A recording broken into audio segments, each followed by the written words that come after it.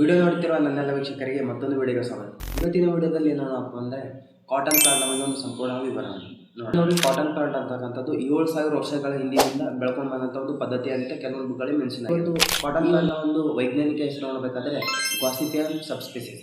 Cotton plant ಬೆಳಿಬೇಕಂದ್ರೆ well ಡ್ರೈನಡ್ soil ಇರಬೇಕು. ಅದೇ ರೀತಿಯಾಗಿ ಆ ಒಂದು ಸಾಯಿಲಿಗೆ ಮಾಯ್ಚರ್ ಕಂಟೆಂಟ್ ಕೂಡ ಚೆನ್ನಾಗಿರ್ಬೇಕಂತ ಹೇಳ್ಬೋದು. ಕಾಟನ್ ಪ್ಲಾಂಟ್ ಒಂದು ಹೈಟ್ ಎಷ್ಟು ಬೆಳೀತದಪ್ಪ ಅಂದರೆ 3 ರಿಂದ 6 ಫೀಟ್ ಬೆಳೀತದೆ ಅಂತ ಹೇಳ್ಬೋದು.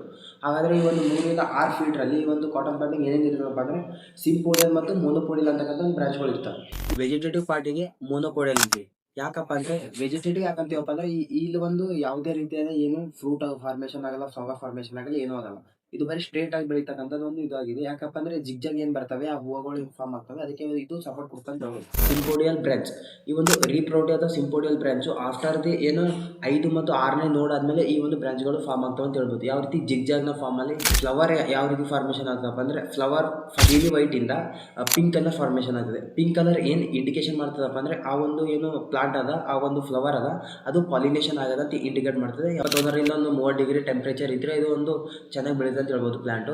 ಅದೇ ರೀತಿಯಾಗಿ ಎಷ್ಟು ನಮ್ಮ ಸೂರ್ಯ ಇರ್ತಾನೋ, ಇದಕ್ಕೆ ಸೂರ್ಯ ಎಷ್ಟು ಅವೈಲೇಬಲ್ ಇರ್ತಾನೋ ಅಷ್ಟು ಈ ಒಂದು ಪ್ಲಾಂಟ್ ಕೂಡ ಒಂದು ಜಾಸ್ತಿ ಉತ್ಪಾದನೆ ಕೊಡ್ತದೆ ಅಂತ ಹೇಳ್ಬೋದು. 5ರಿಂದ 6 ತಿಂಗಳಲ್ಲಿ ಆ ಒಂದು ಗಿಡಕ್ಕೆ ಒಂದು ಹಾರ್ವೆಸ್ಟ್ ಮಾಡೋಂಥ ಒಂದು ಟೈಮ್ ಬರುತ್ತೆ ಅಂತ ಹೇಳ್ಬೋದು. ಲೈಫ್ ಸೈಕಲ್ ನೋಡಬೇಕಾದ್ರೆ ಹೆಂಗಿರ್ತದಪ್ಪ ಅಂದರೆ ಸೀಡ್ ಇರ್ತದೆ, ಸೀಡಿಂದ ಪ್ಲಾಂಟ್ ಫಾರ್ಮೇಷನ್ ಆಗ್ತದೆ, ಆ ಒಂದು ಪ್ಲಾಂಟಿಂದ ಫ್ಲವರ್ ಬರ್ತವೆ, ಫ್ಲವರಿಂದ ಬಾಲ್ ಫಾರ್ಮೇಷನ್ ಆಗ್ತದೆ, ಬಾಲಿಂದ ಕಾಟನ್ ಬರ್ತದೆ, ಕಾಟನಿಂದ ಫೈಬರ್ ಫಾರ್ಮೇಷನ್ ಆಗ್ತದೆ, ಫೈಬರಿಂದ ನಮಗೆ ಹಾರ್ವೆಸ್ಟ್ ಮಾಡ್ಕೋಬೋದು ಅಂತ ಹೇಳ್ಬೋದು. ಈ ಒಂದು ಕಾಟನ್ನ ಬಗ್ಗೆ ಒಂದು ಸಣ್ಣ ಒಂದು ವಿವರ ಆಗಿತ್ತು. ಈ ಮುಂದಿನ ವಿಡಿಯೋದಲ್ಲಿ ಏನಪ್ಪ ಅಂದರೆ ಕಾಟನ್ನ ಒಂದು ಅದಕ್ಕೆ ಒಂದು ಪೆಸ್ಟ್ಗಳು ಅಥವಾ ಇನ್ಸೆಕ್ಟ್ಗಳು ಏನೇನು ಬರ್ತವೆ ಅಂತಕ್ಕಂಥದ್ದು ಮುಂದಿನ ವಿಡಿಯೋದಲ್ಲಿ ತಿಳ್ಕೊತೀನಿ. ಅಲ್ಲಿವರೆಗೂ ನಮ್ಮ ಜೊತೆ ಹೇಗೆ ನಮಸ್ಕಾರ.